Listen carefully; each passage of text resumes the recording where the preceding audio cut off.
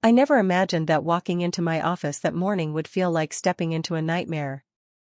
The moment I saw Jake Lawson leaning casually against the doorway, smirking, my stomach sank. He looked just the same as he did years ago, the same charming grin that once fooled me, but now it carried something darker, malice. He didn't just want to see me, he wanted to humiliate me. I tried to focus on my work, pretending I didn't notice him, but Jake made it impossible.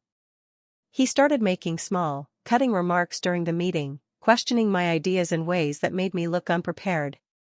Every eye in the room turned toward me, and I could feel my face burning. I had worked so hard on this project, yet he acted like I didn't know what I was doing. My hands shook slightly as I tried to keep my composure, but the knot of anger and humiliation in my chest only tightened.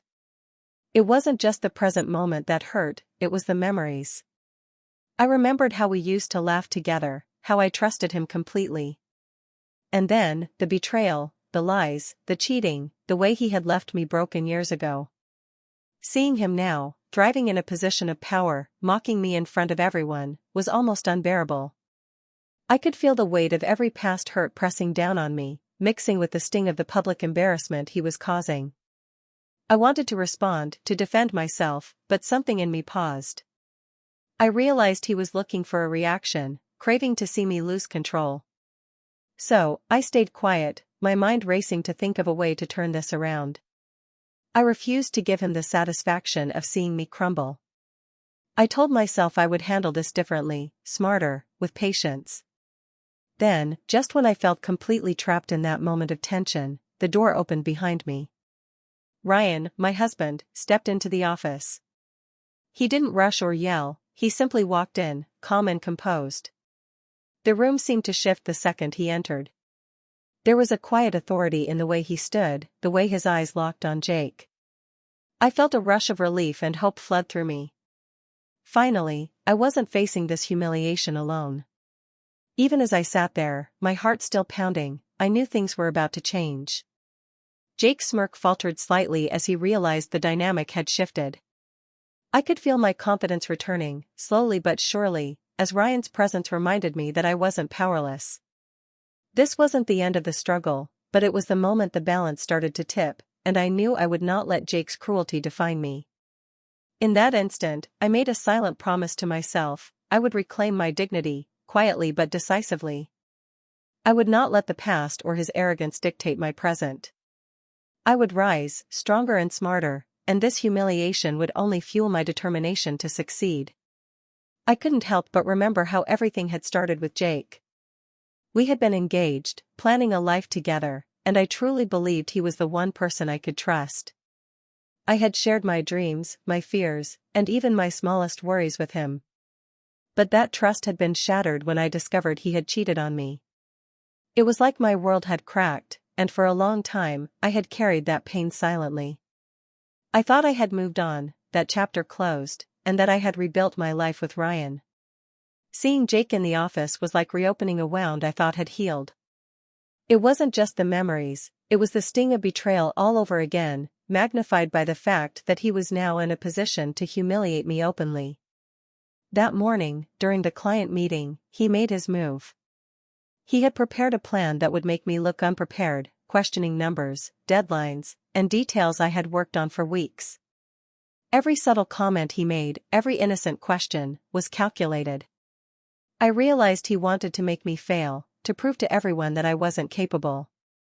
My chest tightened, and I could feel anger boiling under my skin. I wanted to shout, to tell him he had no right, but I knew that would only give him more satisfaction. I felt powerless as the meeting continued, the client looking at me expectantly, unaware of the trap Jake had set. I had to think fast, hide my embarrassment, and keep the project on track. Despite my inner turmoil, I focused on my work. I reminded myself that he couldn't control my skills, my intelligence, or my professionalism. I answered questions clearly, corrected mistakes calmly, and did my best to turn the situation around. Inside, though, I couldn't stop thinking about all the ways he had betrayed me, not just years ago, but even now, trying to sabotage me in front of everyone. As the meeting went on, I realized that my emotions could be used as strength. The hurt, the anger, and the shame were heavy, yes, but they also made me sharper. I noticed small details in Jake's behavior, his overconfidence, and the tiny gaps in the plan he thought would ruin me.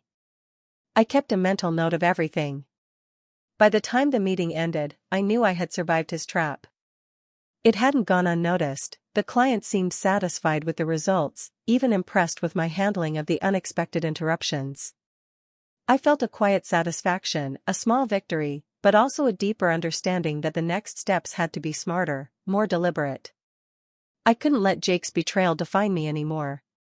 This wasn't just about the past, it was about taking control now, showing that I wouldn't be broken, and that he would never have the power to humiliate me again. The office felt heavier than usual that afternoon. Every step I took seemed to echo, every word I spoke felt like it was being measured and judged. Jake didn't stop after the meeting, he continued his subtle attacks throughout the day. A sarcastic comment here, a questioning look there, enough to make me doubt myself for a moment. Colleagues began whispering, exchanging glances, and I could feel their eyes on me. I wasn't just dealing with Jake's cruelty, I was suddenly isolated in a place where I had always felt competent and respected. I forced myself to breathe, to stay calm. I answered questions carefully, kept my shoulders straight, and smiled when necessary. Inside, my emotions were a storm, anger, embarrassment, and frustration swirling together, but I refused to let them show. I couldn't give him the satisfaction of seeing me break down. I had worked too hard to let one person's cruelty undo everything I had built. Despite my composure, I could feel the humiliation gnawing at me. Every whispered comment, every sideways glance reminded me that Jake was trying to make me feel small, powerless. I thought about the past, the betrayal, and the ways he had already tried to damage me. And yet, amid the shame, something shifted. I realized that I could use this moment to plan my response. I didn't need to react immediately. I could wait, observe, and reclaim control in a way that mattered. I started paying attention to the small cracks in Jake's behavior. He smiled at the wrong moments, seemed overconfident, and underestimated my patience. Each misstep became a piece of information I could store, a thread I could pull when the time was right. I imagined a quiet revenge, not loud or angry, but smart, deliberate, and undeniable. By the end of the day, I was exhausted, but also strangely focused. I had survived his attacks, maintained my composure, and protected my work. The humiliation hadn't disappeared, but it had lost some of its power because I refused to let it break me. I realized that being calm in the face of cruelty was itself a form of strength. As I left the office, I thought about the next steps. Jake had underestimated me, just as he had underestimated me years ago. I promised myself that I would not only reclaim my dignity but also turn this situation around completely. The whispers, the glances, and his attempts to make me look small, they would all work against him in the end. I would rise above the humiliation, and when I did, it would be undeniable and satisfying. That evening, I went home with a sense of purpose. The day had been painful, but it had also shown me that patience and composure could be more powerful than anger. I knew that the storm wasn't over, but I was ready to face it, and I would win, quietly and deliberately. I could feel it in the pit of my stomach that Ryan knew something was wrong. He had been aware that Jake was in my office, that he had the potential to cause trouble, but until now, he hadn't stepped in. I wondered if he was letting me handle it, testing my strength, or just waiting for the right moment to act. Either way, the thought of him coming into that tense environment both comforted and worried me. Throughout the morning, I kept sneaking glances at the clock, imagining him walking through the office doors at any second. My heart raced at the thought, not because I doubted him, but because I didn't know what would happen when he did. Would he confront Jake loudly, create a scene, or simply stand beside me, giving me the quiet support I desperately needed? The uncertainty made the tension in the room even heavier. Even as Jake continued his small jabs, I felt a shift inside me. Knowing Ryan might enter at any moment made me more alert, sharper. I started anticipating how I could respond, how I could keep my composure, and how I could show him that I wasn't broken, no matter how much Jake tried to humiliate me. Every comment, every whisper from colleagues, became easier to ignore because I had a secret sense of backup, someone who believed in me completely. I thought about Ryan, steady, calm, never one to rush into confrontation, but always capable of handling things decisively. That calmness was a stark contrast to Jake's arrogance.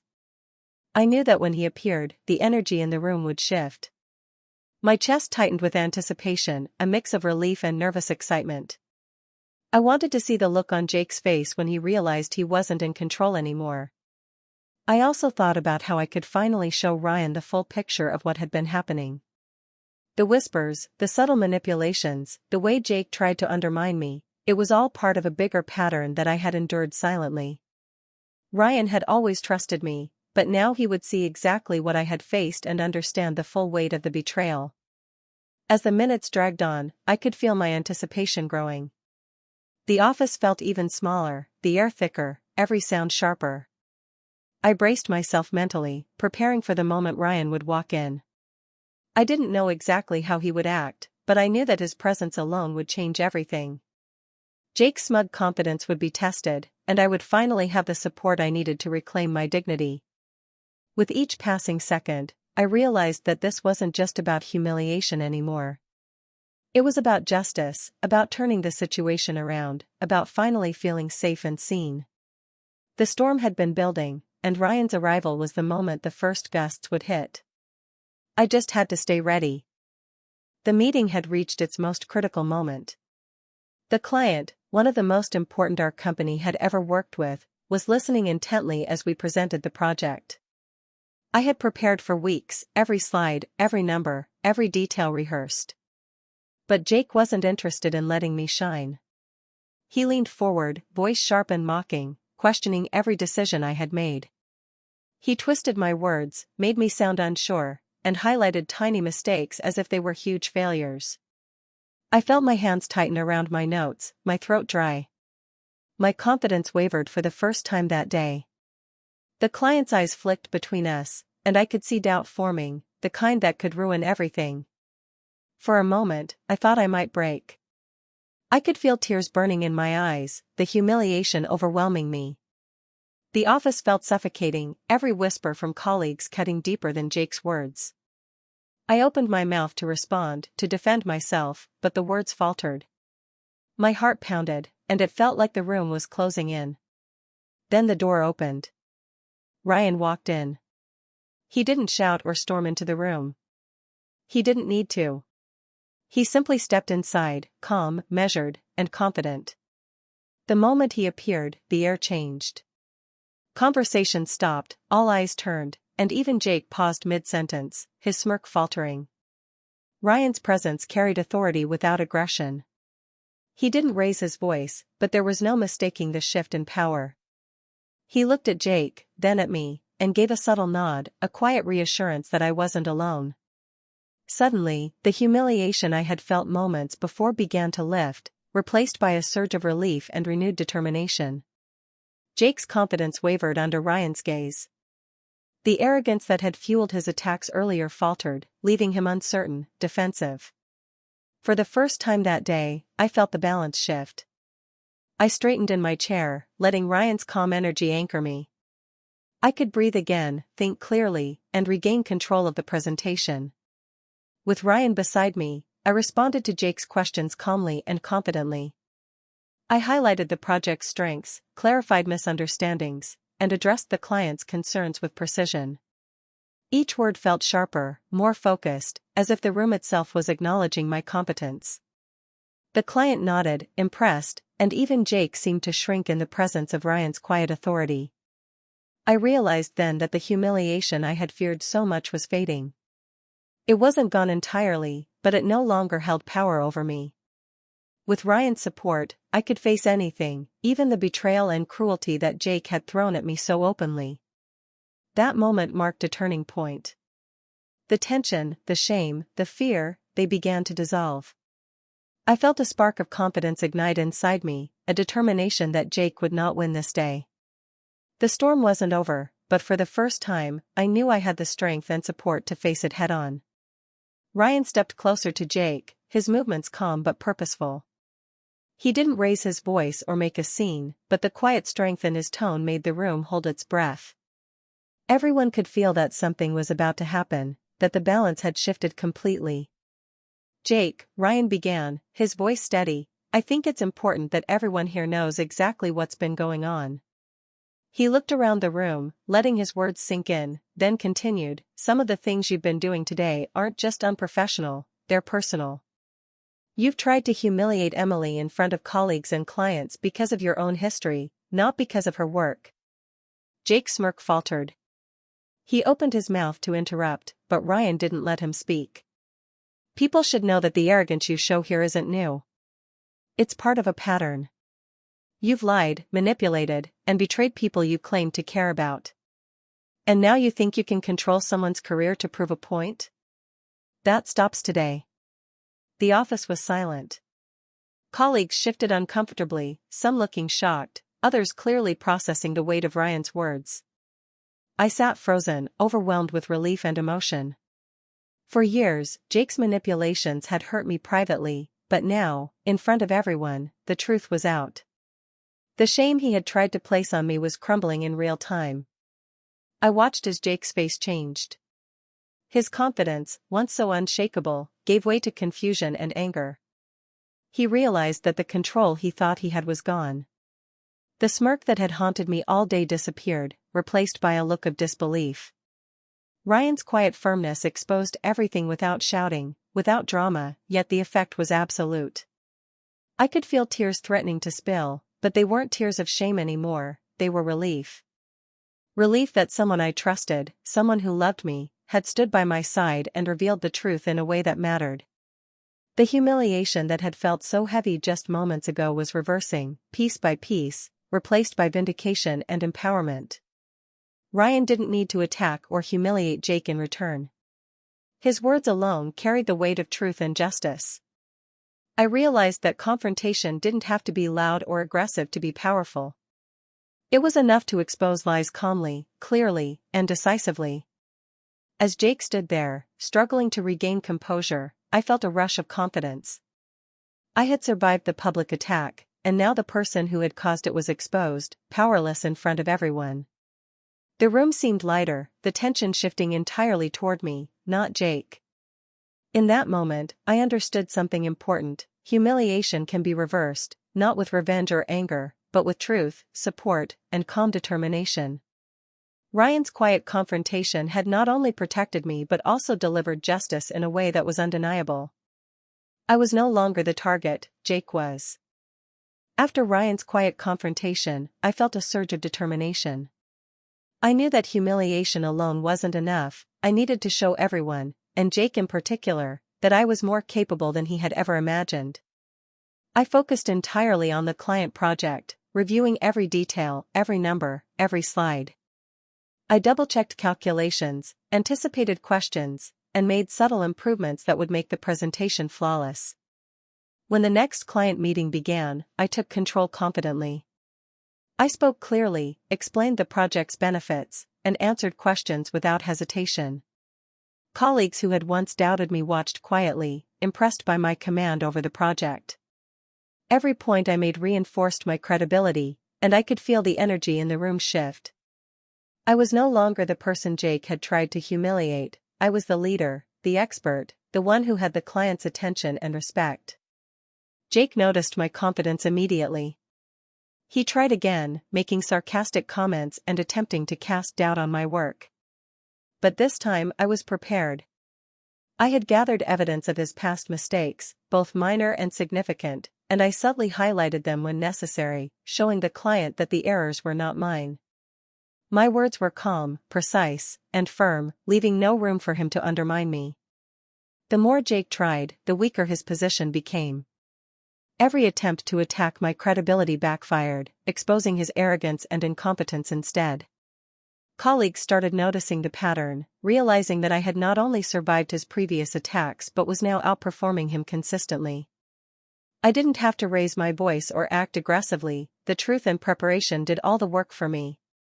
I could feel a quiet satisfaction building inside me. This was my revenge, not loud or destructive, but clever, deliberate, and undeniable. Every success in the project, every nod of approval from the client, every glance of respect from my coworkers, was a reminder that I had reclaimed control.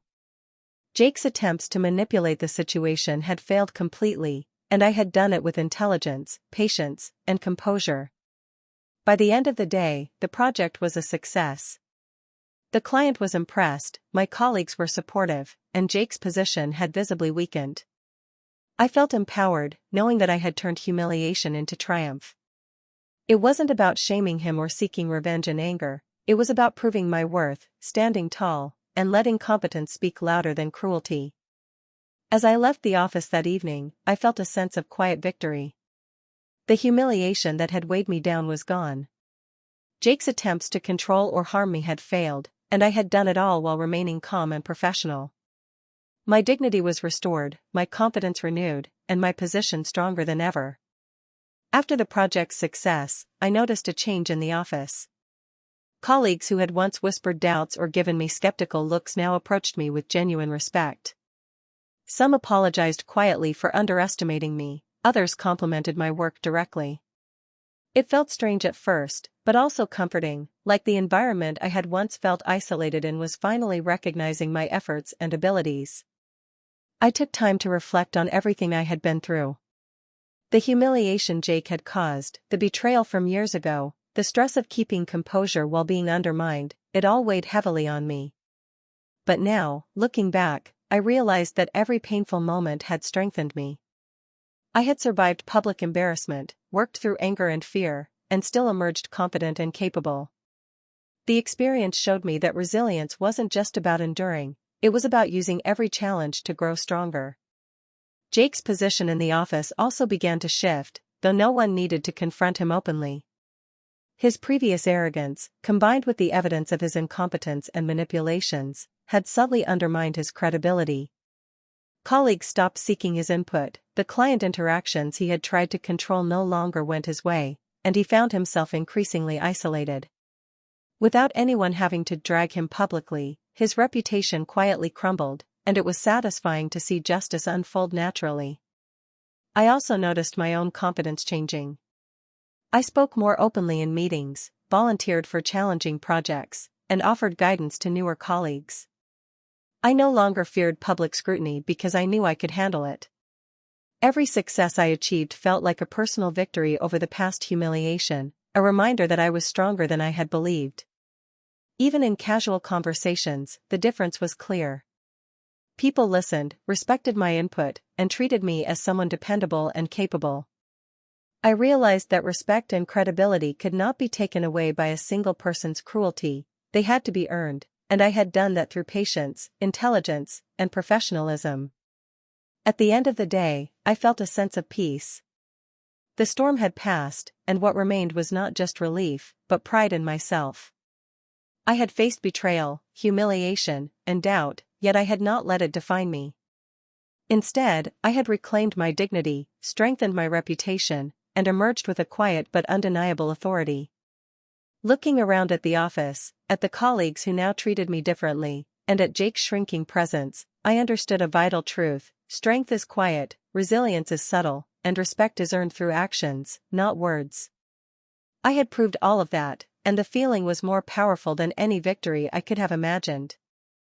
That evening, after the office had quieted down, Ryan and I sat together in our living room, the weight of the day slowly lifting from my shoulders. There was no need for grand words or dramatic gestures, just a quiet presence, a sense of understanding that filled the space between us. I could feel his pride in me, but more than that, I felt his trust and unwavering support, the kind that makes you believe in yourself even when the world seems against you. I leaned back on the couch and let myself breathe for the first time that day. The tension, the humiliation, and the constant fear of Jake's attacks had been exhausting, but now it was behind me. I thought about everything I had endured, the betrayal, the public embarrassment, the doubts of colleagues, and realized that I had not only survived but had grown stronger through it all. The anger and shame that had once weighed me down were now replaced by confidence and clarity. Ryan reached over and took my hand gently, a quiet acknowledgement of everything we had been through together. I felt a warmth spread through me, a reminder that I was not alone, that the love and support we shared had been my anchor throughout the storm. His calm presence had helped me stand tall when I had felt powerless, and now, in the stillness of our home, I could finally let myself feel the full weight of that support. I thought about Jake and the humiliation he had tried to inflict on me. For years, I had carried the memory of his betrayal, letting it hurt me quietly. But now, I saw it differently. It was no longer a source of shame or anger, it was a lesson, a reminder of my strength and resilience. I had faced cruelty and emerged not bitter, but wiser and more in control of my life. My confidence was not loud or aggressive, it was quiet, steady, and unshakable. We talked about small things, the kind of everyday conversations that feel ordinary but are filled with trust. There was no need to recount every painful detail, the day's events had spoken for themselves. I realized that true triumph wasn't about revenge or proving someone wrong, it was about reclaiming your dignity, keeping your integrity, and emerging stronger than before. Sitting there with Ryan, I felt an immense sense of peace. The emotional journey that had begun with betrayal and humiliation had reached its conclusion. I had turned my pain into power, my fear into focus, and my humiliation into confidence. The wisdom I had gained would guide me in the future, helping me navigate challenges with patience, intelligence, and strength. For the first time in a long time, I smiled without reservation. I had overcome the storm, and in doing so, I had discovered not just my resilience but also the depth of love and trust that surrounded me. My life was mine again, and I was ready for whatever came next, stronger, wiser, and unshakably confident. Looking back on everything, I realized that betrayal, no matter how painful, doesn't have to define you. Jake had tried to humiliate me, to make me doubt my abilities, and to control how others saw me. For a moment, it had worked, he had made me feel small, powerless, and ashamed. But I learned something important: strength, patience, and cleverness are far more powerful than anger or revenge. True power isn't about humiliating someone back, it's about rising above cruelty and proving your worth quietly, but undeniably. Since that day, I had taken charge of my work with renewed confidence. I led the client project successfully, impressing everyone with my planning, clarity, and professionalism. Colleagues who had doubted me before now looked to me for guidance and trusted my judgment. The respect I earned wasn't forced or demanded, it came naturally from the work I had done and the composure I had maintained. Jake, on the other hand, had faded into the background. His arrogance, lies, and manipulations had been exposed, and no one needed to confront him directly for his reputation to suffer. He became irrelevant in the office, a shadow of the person who had tried to dominate and humiliate me. Watching this unfold silently was a satisfaction in itself, the ultimate proof that integrity and intelligence triumph over cruelty. I also realized that my experience had changed me in ways I hadn't expected. I no longer feared confrontation or judgment. I understood that humiliation can be temporary, but strength and patience are lasting. I knew how to protect myself, how to turn challenges into opportunities, and how to respond to betrayal without losing control or dignity. That wisdom was priceless. Every time I thought of the past, I no longer felt bitterness. I remembered the pain, yes, but I also remembered how I had used it to grow stronger. The anger I had felt toward Jake had been replaced by focus, determination, and quiet satisfaction. I had learned that revenge doesn't have to be loud or destructive, it can be smart, deliberate, and effective, showing results without ever stooping to cruelty. Sitting at my desk now, leading my team, reviewing progress, and guiding projects, I felt a deep sense of fulfillment. I had taken a situation meant to break me and turned it into an opportunity to shine.